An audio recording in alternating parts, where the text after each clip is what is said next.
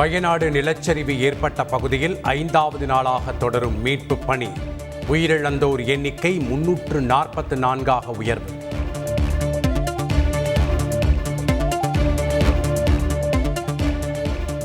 வயநாட்டில் நிலச்சரிவால் பாதிக்கப்பட்ட பகுதிகளில் 5வது நாளாக மீட்பு பணி. ஆம்புலன்ஸ்கள் தவிர தனியார் வாகனங்களுக்கு அனுமதி மறுப்பு.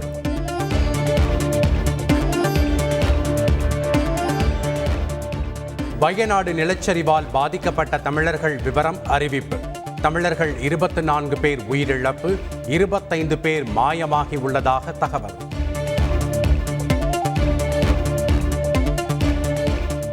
வயநாட்டில் நிலச்சரிவால் பாதிக்கப்பட்ட பகுதிகளை பார்வையிட்டார் நடிகர் மோகன்லால்.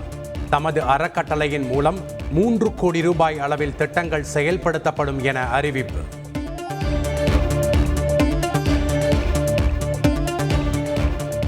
சென்னை கிண்டியில் 30 கோடி ரூபாய் செலவில் புனரமைக்கப்பட்ட சிறுவர் பூங்கா பொதுமக்கள் பயன்பாட்டிற்காக திறந்து வைத்து பேட்டரி காரில் சென்று பார்வையிட்டார் முதலமைச்சர் ஸ்டாலின்.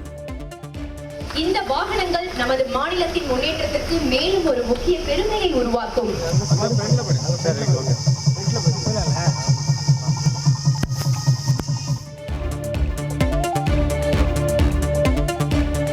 புதுப்பிக்கப்பட்டுள்ள கிண்டி சிறுவர் பூங்காவில் கூடுதல் வசதிகள் ஏற்படுத்தப்பட்டுள்ளதாக பொதுமக்கள் மகிழ்ச்சி. குழந்தைகளுக்கு தரமான மற்றும் பாதுகாப்பான வகையில் விளையாட்டுப் பொருட்கள் வைக்கப்பட்டுள்ளதாகவும் உற்சாகம்.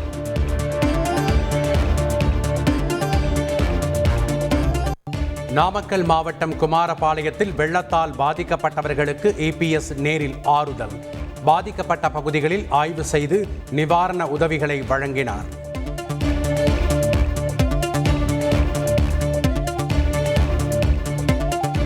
வயநாடு நிலச்சரிவில் சிக்கி உயிருக்கு போராடிய 3 பேரை பத்திரமாக மீட்ட இராணுவத்தினர். ஹெலிகாப்டர் மூலம் மீட்கப்பட்ட மூவரும் சூரல் மலையில் உள்ள ஆம்புலன்ஸ் மருத்துவமனைக்கு கொண்டு செல்லப்பட்டனர்.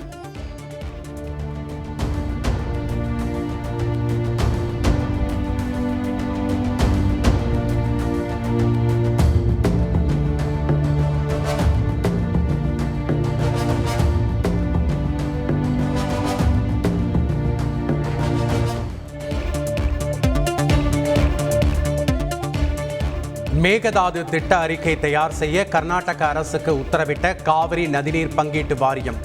தமிழக மக்களை வஞ்சிக்க மத்திய அரசு தூண்டுதலால் நடந்திருக்கலாம் என நீர்வளத்துறை அமைச்சர் துரைமுருகன் சந்தேகம்.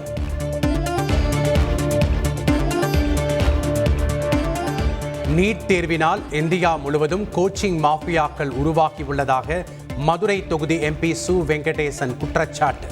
நீட்டை ஒழிப்பதே இந்தியாவில் சிறந்த மருத்துவ கல்விக்கான அடிப்படையாக அமையும் எனவும் பேச்சு.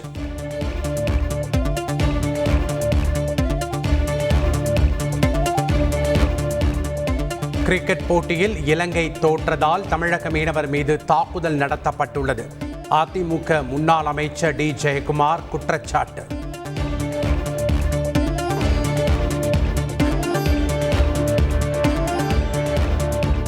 அமமுக ஆரம்பிக்கப்பட்டதற்கான காரணம் மற்றும் சூழல் மாறாத நிலையில் அதிமுகவுடன் இணைய வாய்ப்பு இல்லை.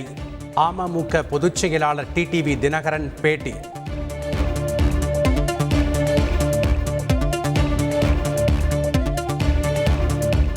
காவிரி உபரி நீர் வீணாக கடலில் கலப்பதாக பாமக தலைவர் அன்புமணி ராமதாஸ் வேதனை.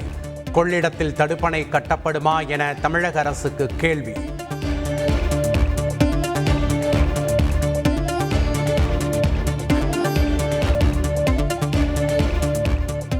திருச்சி, ஸ்ரீரங்கம் உள்ளிட்ட காவிரி படித்துறைகளில் ஆடிப்பெருக்கு விழா கோலாகலம்.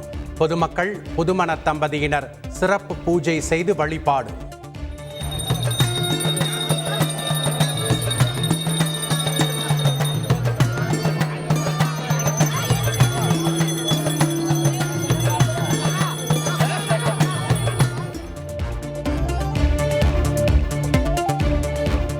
மேற்கு வங்க மாநிலம் கொல்கத்தாவில் கொட்டிய கனமழையால் நேதாஜி சுபாஷ் சந்திரபோஸ் சர்வதேச விமான நிலையத்தின் ஓடுதளத்தில் தேங்கிய மழை நீர்.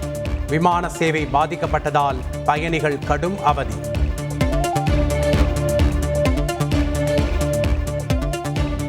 ஆந்திர மாநிலம் பாபட்லோவில் ரயில் என்ஜின் மேல் பயணம் செய்த நபர் கீழே இறக்கிவிட முயன்ற போது பொதுமக்களை அச்சுறுத்தியதால் பரபரப்பு.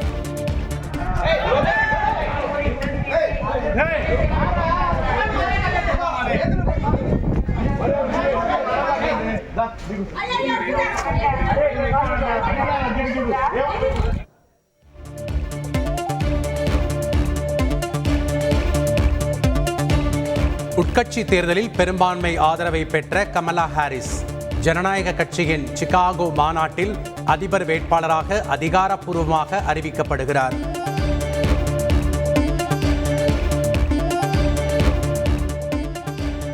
பாரிஸ் ஒலிம்பிக் வில்வித்தை போட்டியில் இந்திய வீராங்கனை பஜன் கவுர் அதிர்ச்சி தோல்வி. வெறும் 1 புள்ளி வித்தியாசத்தில் நழுவிய காலிறுதி வாய்ப்பு.